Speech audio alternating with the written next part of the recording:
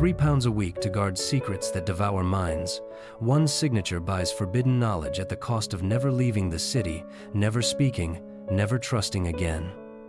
Klein Moretti stands on the silent street, soaked in cold sweat. The carriage disappears. The darkness watches.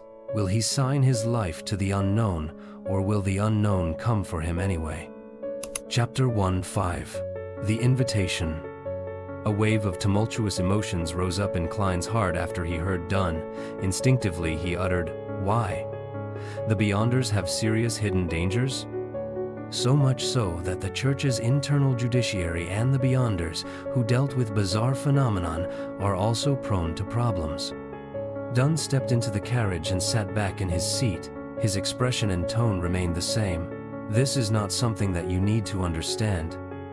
Neither is it something you can understand unless you become one of us."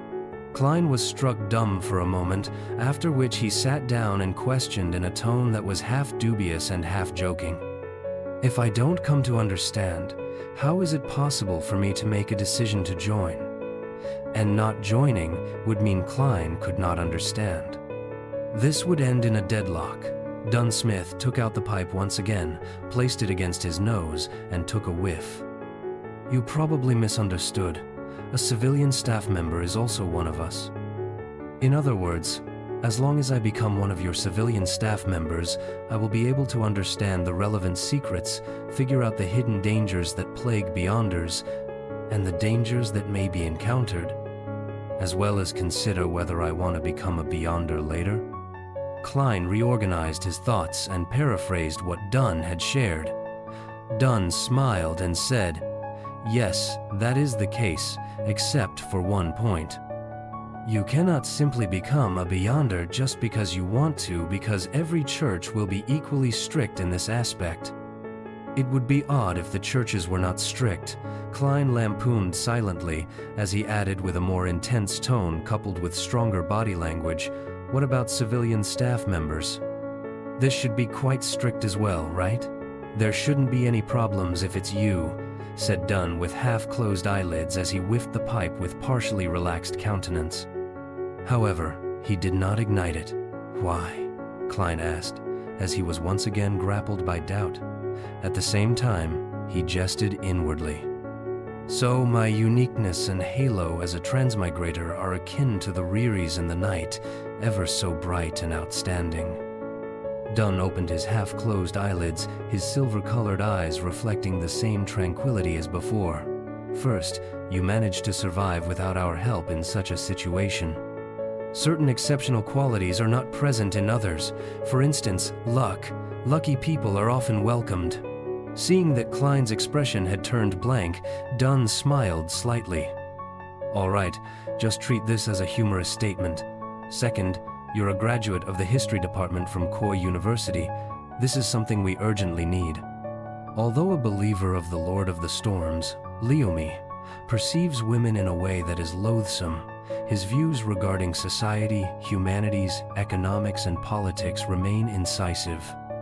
He said before that talents are key to maintaining a competitive advantage and positive development, a point that I very much agree with.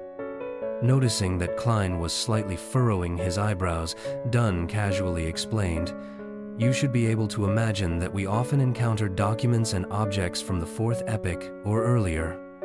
Many cults and heretics have tried to gain power from these things. Sometimes, they themselves can lead to strange and terrible things. Except for the Beyonders in special fields, most of us are not good with our studies or have passed that age." Having said that, Dunn Smith pointed to his own head, and the corner of his mouth turned up slightly as if he was mocking himself. He then said, "Those dry, boring knowledge always puts us to sleep. Even the sleepless can't help it. In the past, we would cooperate with historians or archaeologists, but this posed the risk of exposing secrets, and mishaps might befall on these otherwise uninvolved professors and associate professors. Thus, the addition of a professional in our ranks is hard to refuse." Klein nodded lightly and accepted Dunn's explanation. With his thoughts all over the place, he asked, "Then why don't you directly, Groom 1. Dunn continued. This brings me to the third point, which is also the final and most important point. You've already been through a similar ordeal, so inviting you doesn't violate the confidentiality clause. With regard to developing others, I will bear the responsibility of exposure if it fails. Most of our team members, our civilian staff members, come from within the church. After Klein finished listening silently, he asked curiously, "Why are you so strict about maintaining confidentiality? Wouldn't spreading the news publicly to more people and increasing awareness lessen the chances of a similar mistake from happening again?" The greatest fear stems from the fear of the unknown. We can make the unknown become known. No, humanity's stupidity is beyond your imagination. It actually leads to more people emulating these acts, creating more chaos and more severe incidents. Dunn Smith shook his head and replied. Klein acknowledged as he replied in enlightenment, "The only lesson that humans can learn from history is that humans do not gain any lessons from history, and they're always repeating the same tragedies." That famous quote from Emperor Roselle is indeed filled with much philosophical meaning, agreed Dunn. Emperor Roselle said that? This transmigrator senior really did not give the latecomers any chance to posture. Klein did not know how to follow up on Dunn's words. Dunn turned his head and gazed out of the horse carriage. The dim, yellowish light of the street lamps intertwined to display the splendor of civilization. There is a similar discourse within the judiciary of the major churches. This may be the main reason for the strict confidentiality and the prohibition of ordinary people from knowing. "What is it?" Klein asked as his interest was piqued, pleasured that he seemed to be spying on secrets. Dunn turned his head. His facial muscles pulled themselves so slightly that it was hardly visible. "Faith and fear bring troubles. More faith and more fear bring more troubles until everything is destroyed." After he said that, Dunn signed. Besides praying for the blessings and help from gods, humans can't solve their real major problems. Faith and fear bring troubles. More faith and more fear bring more troubles. Klein recited silently, but he could not fully understand it. What followed next was the fear of uncertainty that came from the unknown. It was like the dark shadows formed by the streetlights outside. In the darkness without light, it appeared as though there were pairs of callous-looking eyes and wide-open mouths. As the horse galloped vigorously and nimbly, while the wheels of the horse carriage reeled on ahead with Iron Cross Street in sight, Dunn broke the silence suddenly and formally invited. "Klein, would you like to join us as a civilian staff member?" In Klein's mind, multiple thoughts surfaced, making him indecisive. He contemplated and asked, "Can I have some time to consider?"